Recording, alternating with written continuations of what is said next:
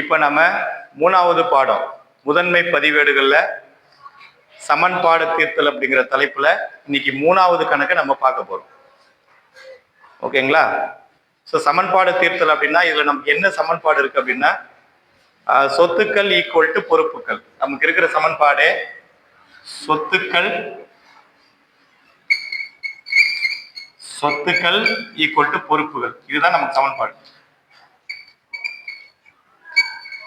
So சொத்துக்களும் பொறுப்புகளும் ஈக்குவலா இருக்குது அப்படிங்கிறத நம்ம சமன்பாட்டு மூலியமா காண்பிக்கிறோம். அதுதான் இந்த கணக்கு. இதுவும் ஒரு 5 மார்க் கணக்கு, பப்ளிக்ல கேட்கக்கூடிய கணக்கு. ஸோ கொஞ்சம் உஷாரா வந்து நல்லா ஷார்ப்பா கவனிங்க. இங்க என்ன சொல்றாங்கன்னா, பின்வரும் நடவடிக்கைகளின் கணக்கியல் சமன்பாட்டினை தயார் செய்க. ஆ, முருகன் ரூபாய் 80,000 பணத்துடன் தொழிலை தொடங்கினார். ஸோ முருகன் என்ன பண்ணிக்கிறாரு, 80,000 ரூபாய் முதல் போட்டு ஒரு வியாபாரத்தை ஆரம்பிச்சிருக்கிறார். ஸோ முருகன் இட்லி கடைன்னு வச்சுக்கோமே. முருகன் என்ன கடை ஆரம்பிச்சிருக்கிறாரு?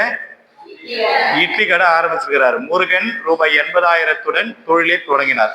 அப்ப நமக்கு விவரம் என்னன்னாக்கா, தொழில் தொடங்கியது. தொழில் தொடங்கியது.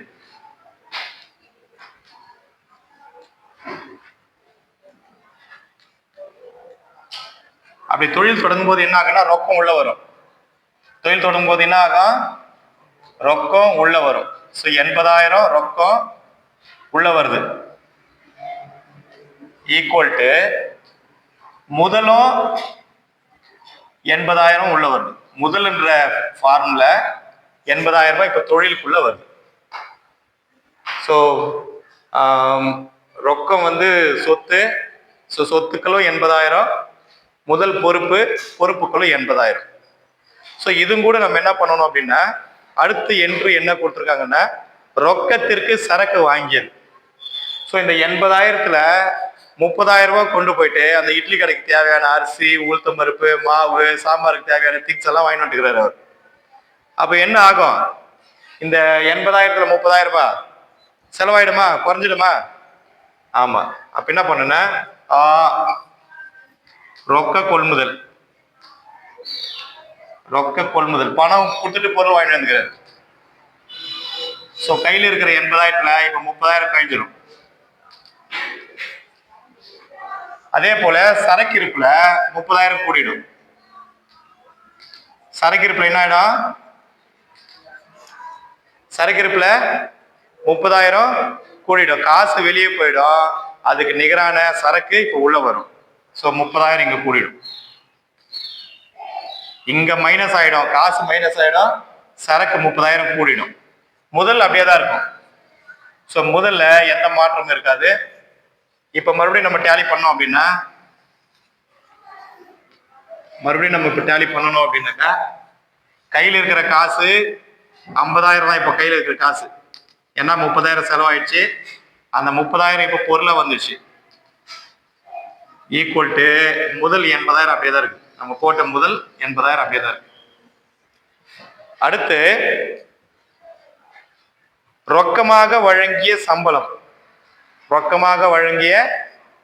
ஸோ பணத்தை வந்து சம்பளம் வந்து காசா கொடுத்துருக்குறாங்க. அப்ப நம்ம போட்ட முதல்ல இருந்து அந்த சம்பளம் செலவாயிடுச்சு. ஸோ செலவு பண்ணிட்டோம்னாக்கா முதல்ல இருந்து குறைஞ்சிடும்.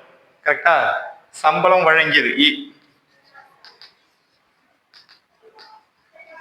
சம்பளம் 5,000 ரூபாய் வந்து நம்ம கைவிட்டு இப்போ காசு போயிடுச்சு. அது முதல்லையும் காசு குறைஞ்சிடும். கரெக்டா? கையில் இருக்கிற காசும் 5,000 குறைஞ்சிச்சு. நம்ம போட்ட முதல்லையும் 5,000 குறைஞ்சிச்சு. இப்ப மறுபடியும் இதை டேலி பண்ணணும். பண்ணோம்னா கையில இப்ப காசு 45,000 இருக்கு. அதே போல சரக்கு இருப்பு ஒரு 30,000 இருக்கு. முதல் வந்து பாத்தீங்கன்னாக்கா 75,000 இருக்கு. ஓகேவா? அடுத்தது என்ன சொல்றாங்க அப்படின்னா, குமாரிடமிருந்து சரக்கு வாங்கியதற்கு பணம் வைப்பு இயந்திரம் மூலமாக செலுத்தப்பட்டதான். ஸோ குமார் கிட்ட போய் நம்ம பொருள் வாங்கிட்டு வந்திருக்கிறோம். குமாருக்கு காசை வந்து நம்ம எப்படி கட்டி இருக்கிறோம் அப்படின்னா, நான் உங்களுக்கு ஏற்கனவே சொன்னேன், சிடிஎம் கேஷ் டெபாசிட் மெஷின் ஒன்று இருக்கும். ஏடிஎம் மாதிரியே இருக்கும். அந்த ஏடிஎம் குள்ள போயிட்டு நம்ம கையில் இருக்கிற காசை அந்த மெஷின்ல போட்டோம்னா அந்த மெஷின் இப்படி ஆண் வாய் திறந்து இருக்கும். அந்த மெஷின்ல நம்ம காசை வச்சோம்னா அது காசு உள்ள எடுத்து கிடக்கிறன்னு எண்ணி நம்ம எந்த அக்கௌண்ட்டுக்கு நம்ம டெபாசிட் பண்றோமோ நம்பரை போடுறோமோ அந்த அக்கௌண்ட்ல அது டெபாசிட் பண்ணிடும். அப்போ இது கையில் இருக்கிற காசை தான் செலவு பண்ணதான் அர்த்தம். கரெக்டாக நம்ம அக்கௌண்ட்ல இருக்கிற காசை நம்ம அக்கௌண்ட்டுக்கு டிரான்ஸ்ஃபர் பண்ணல, கையில் இருக்கிற காசை கொண்டு போய் அந்த மெஷின்ல போட்டு அவன் அக்கௌண்ட்டுக்கு டிரான்ஸ்ஃபர் பண்ணிக்கிறோம். புரியுதா? குமாரனுடைய அக்கௌண்ட் நம்பர் அதுல போட்டு அந்த மெஷின்ல காசை உள்ள வச்சோம்னாக்கா அந்த காசு குமாரனுடைய அக்கௌண்ட்டுக்கு போயிடும். கரெக்டா? சிடிஎம் மூலம் பொருட்கள் சரக்கு வாங்கியது, கொள்முதல் செய்தது. சிடிஎம். சிடிஎம்னா கேஷ் டெபாசிட் மெஷின், பணம் வைப்பு இயந்திரம் மூலம் கொள்முதல் செய்தது. எவ்வளவு வாங்கியிருக்கிறோம் பொருள் அப்படின்னா 5000 ரூபாய். ஸோ இதுல கையில் இருக்கிற காசு போயிடும். கையில் இருக்கிற காசு தான் கொண்டு போய் மெஷின்ல வைக்கிறோம். பொருள்ல இப்போ மறுபடியும் 5000 ரூபாய் கூட்டிடும். பொருள்ல சரக்கு இருப்புல 5000 கூட்டிடும். மறுபடியும் வேற எந்த சேஞ்சஸும் இருக்காது. கையில் இருக்கிற காசு வெளியே போச்சு, குமார் கிட்ட இருக்கிற சரக்கு நமக்கு உள்ள வந்துடுச்சு. இப்ப கையில் இருக்கிற காசு 40,000,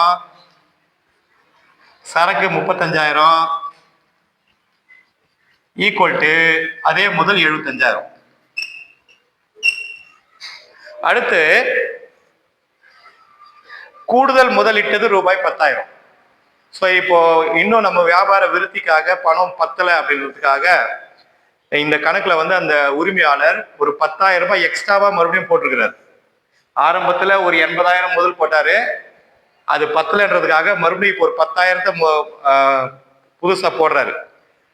அதுக்கு கூடுதல் முதல். கூடுதல் முதல் போட்டா என்ன? கூடுதல் முதல் போட்டா என்ன ஆகும்? கையில காசு வரப்போகுது, முதலையும் கூட போகுது. ஸோ கையில காசு 10,000 கூடுது, கையில காசு 10,000 கூடுது, முதல்லையும் காசு 10,000 கூடுது. கையில காசு 10,000 கூடுது, முதல்லையும் காசு 10,000 கூடுது. இப்ப மறுபடியும் டேலி பண்றோம். இப்ப மறுபடியும் டேலி பண்ணோம்னா கையில காசு 50,000, பொருட்கள் நம்ம கிட்ட இருக்கிற பொருள் 35,000 ஈக்குவல் டு முதல் 85,000.